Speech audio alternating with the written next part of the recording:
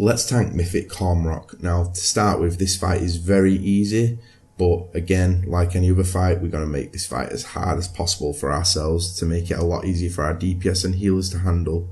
And by that I mean, one of the mechanics is empowered runes, and normally you'd have like rogues or hunters with their immunities soak these runes, but what we're going to do is be a little pro and position the boss in a way so that we can actually proc one of these runes, or even two of them if we're not tanking, and help out a lot by popping a shield wall or another such cooldown.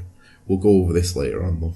Okay, so on the pull, what we're going to do is we're going to take it to the green ring. It's for two reasons. The first is we're not going to have to handle empowered runes, and the second is when the DPS proc the ring, all the damage is built up on everything they hit, and then it's going to hit Kormrok when the hands are out, doing a lot of damage. Now in green phase, you need to take note that if you're tanking the boss, you're not going to get grabbed by a little hand. Instead, you're going to get grabbed by the tank hand, just like on heroic or normal.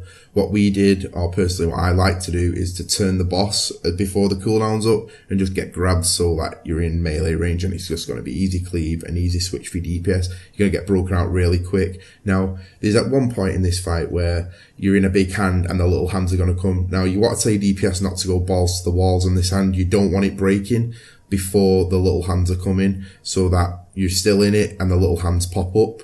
This is so that obviously you're not going to get put in a little hand and you're coming out and you can get into a better position for the transition. Another thing you can also do during this whole fight is when he's doing pounding, you can actually get away if you're not tanking the boss and just help your healers out a little bit. It isn't really necessary, but it does help a lot, and if you've got a lot of melee like we personally had, it's just a clusterfuck and a lot of damage going out on them.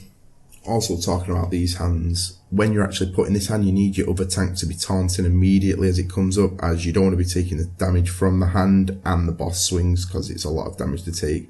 Normally I'd pop a minor cooldown like Demo Shout before the hands come in, just to reduce the initial damage, and in case the boss does get a melee swing off, it's not going to kill you.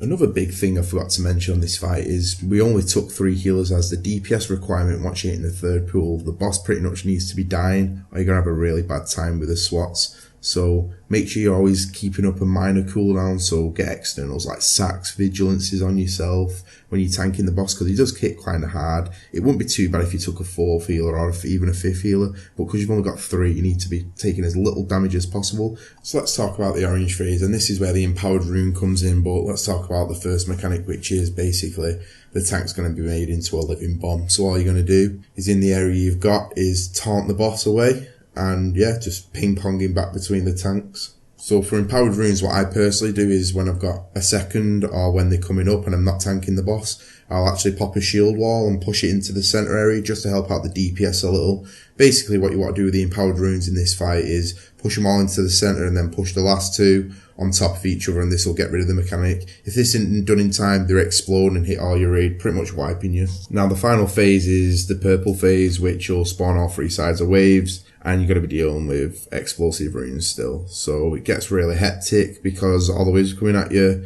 And what I do is I just look for the easiest route to take. That being said, if I have to, I will just run through a wave and take the damage, popping a minor defensive cooldown. The swat's a real pain in the ass as well, due to the fact that it's a real quick cast, so it'll swat you, and your priest really needs to be on the ball with the grip. If not, you're going to die, and then you're down to 1 tank. So it's one of those, you've got to rely on someone else, you can't really do anything about it. Wouldn't really be too bad though if we could actually heroically, but being stunned, you can't really do that, unfortunately. So apart from that, that's pretty much the whole fight. Now we're going to talk about the new mechanic, which is a positioning mechanic really. We just use an add-on called Exorsus, and what's going to happen is at the start of the fight, when he jumps into the first pool, he's going to shoot little puddles. You just need to soak them, and the goal is to soak an area that you're going to use, because it takes up pretty much the whole map if you don't, and anyone that messes this up really fucks you over. So get an add-on called Exorsus Raid tools, I'll link it in the comments below, and you can just pretty much pull people where you want them, and it points an arrow, you just get in these, you soak it, and it's done. It's as easy as that. Anyway, if this helped you, give me a like, comment and subscribe to my channel. Thanks, and I'll see you in my next video.